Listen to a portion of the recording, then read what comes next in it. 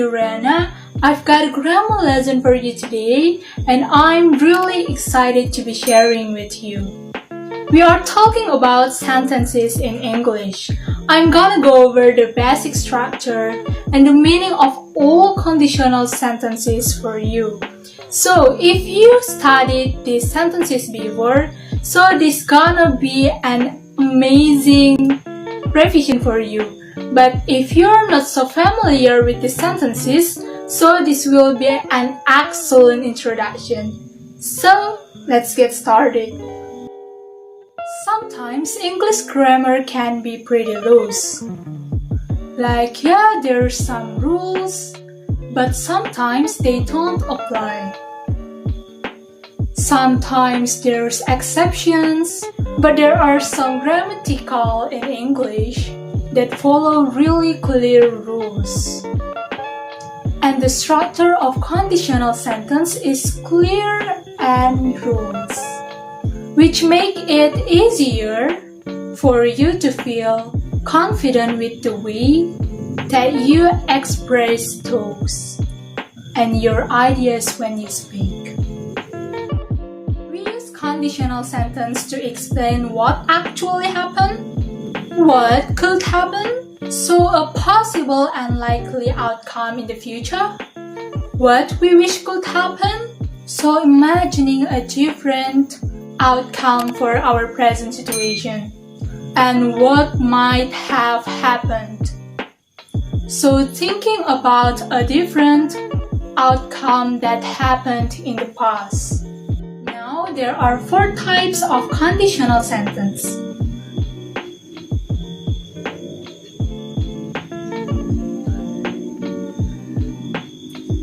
They are really similar, but they are not the same.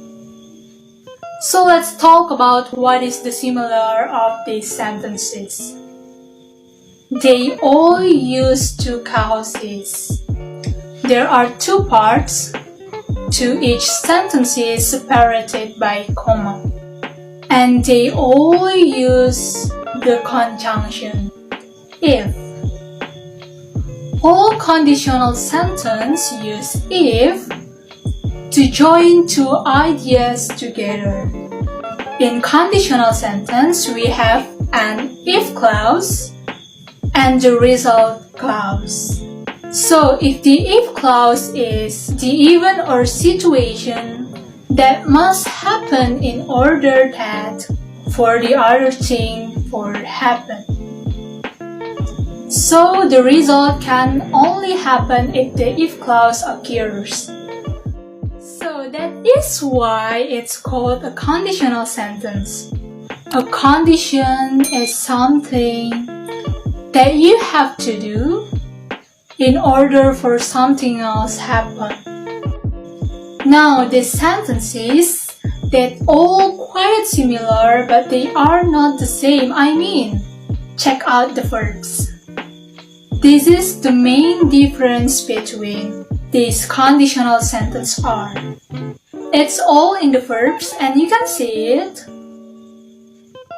And the meaning is different too. If you haven't already noticed, we have the 0 conditional, first conditional, second conditional, and third conditional. Now I'm gonna go through each type of it one by one. Let's get started with 0 conditional. I recommend you take some notes as we go through all these examples. Okay, before I explain, you have to make your group. Each group consists of 4 students. And next week you have to present about what is your obstacle in learning conditional sentence and what is your strategy to solve that. So now you have to sit in your group. Okay, 0 conditional.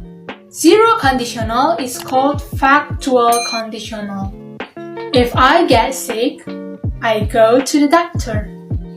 And it's one of the easiest to remember because both clauses are in the present.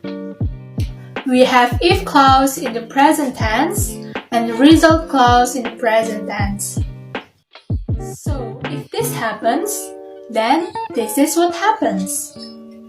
We use zero conditional to talk about habits, facts, and truths. You cannot argue about these things, right? With these things, we are not talking about possibility. It's fact. If you had the waters, it boils. See, it's really simple. Remember, present simple, present simple. So I want you to practice by finishing this sentence with your group. I want you to write your sentence in your notes, so this will be as an example for your presentation in your group next week. I will check it later.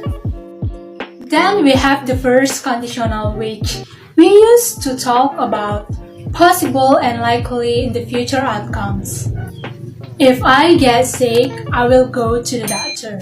So it's possible that in the future I will get sick, and if that occurs, I will go to the doctor. I will probably go to the doctor. So we use if with the present simple and will with our verbs infinitive. If it's hot tomorrow, I will go for a swim. Now, am I sure that it will be hot tomorrow? No. But it's likely I won't and I will go for a swim. So now it's your turn to finish this sentence. Now we have the second conditional. We use it when we want to imagine that the present situation is different. This is a hypothetical situation. It's not real. So, if I got sick, I would go to the doctor. Do I look sick? No, I'm not sick. I'm imagining that the present situation is different for some reason. I'm imagining that I'm sick. Now, if that was true, I would go to the doctor. No. Am I really want to go to the doctor? Because I'm actually not sick. It's an unreal situation. But to express this in English, we use if with the past simple and then would and the verb infinitive in the result. So we use the modal verb would to show that we are imagining the result. If I have more money, I would go around the world. Now, it's really common and natural to use contraction in conditional sentences. Okay, so now it's your turn to finish this sentence.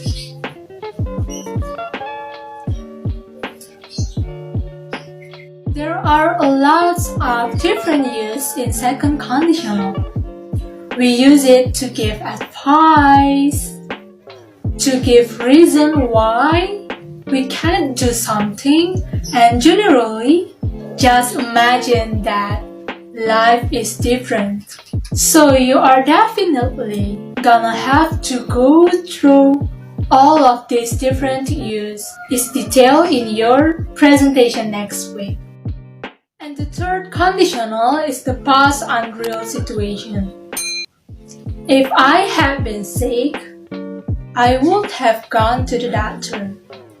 We use this structure to imagine a different in the past, different to the one that actually happened, right?